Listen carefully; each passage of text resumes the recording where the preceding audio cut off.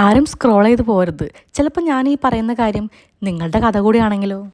+1 commerce എടുത്തപ്പോൾ തൊട്ടുള്ള എൻ്റെ ഒരു ആഗ്രഹമായിരുന്നു ഒരു MBA കാരി ആവണം എന്നുള്ളത്. MBA പഠിക്കണം എന്നുള്ളത് കേട്ടോ. +1 അത്യാവശ്യം നല്ല മാർക്കുണ്ടായിരുന്നു, +2ലും. പക്ഷേ BCom പോയപ്പോഴും എല്ലാം തകിടം പറഞ്ഞു. എത്ര പഠിച്ചിട്ടും എനിക്ക് ഒട്ടും മാർക്കുണ്ടായില്ല. എൻ്റെ ടീമിലെ ഏറ്റവും മാർക്ക് കുറഞ്ഞ കുട്ടി ഞാൻ തന്നെയായിരുന്നു. അപ്പോഴും MBA മോഹം ആരോടും പറയാതെ അവിടെ തന്നെ ഉണ്ടായിരുന്നു. പക്ഷേങ്കിലോ BCom പഠിക്കുമ്പോഴേ നോർമലി ചില പിള്ളേരൊക്കെ ഇനി അടുത്തത് എന്താണെന്നൊക്കെ ആലോചിച്ചൊന്ന് പ്രിപ്പറേഷൻ എങ്കിലും ചെയ്യും. ഞാൻ അതും ചെയ്തില്ല. ഒരു വിധത്തിൽ BCom തട്ടിമുട്ടിയേ ഞാൻ പാസ്സായത്. അത് കഴിഞ്ഞിട്ട് എന്താ ചെയ്യേണ്ടതെന്ന് ഒരു എത്തും പിടിയും കിട്ടിയിട്ടുണ്ടായിരുന്നില്ല. നേരെ വിട്ടു ബാങ്ക് കോച്ചിങ്ങിന്. അതും 6 മാസം ഒരു ഹോസ്റ്റലിൽ നിന്ന് ഞാൻ പഠിച്ചു. കുറച്ച് ബാങ്ക് എക്സാമൊക്കെ എഴുതി. പക്ഷേ വിചാരിച്ചത്ര എളുപ്പമൊന്നുമല്ല. പിന്നെ ഒരു ബാങ്ക് ജോലിക്കാരി ആവണം എന്നുള്ള ആഗ്രഹമൊന്നും എനിക്കുണ്ടായിരുന്നില്ല. അഹങ്കാരമൊന്നുമല്ല കേട്ടോ. അന്നും എൻ്റെ മനസ്സ് വളരെ കുട്ടിയായിരുന്നു. എനിക്ക് ഇനിയും പഠിക്കണം, ഇനിയും കോളേജിൽ പോകണം എന്നുള്ള ചിന്ത മാത്രമേ ഉണ്ടായിരുന്നുള്ളൂ.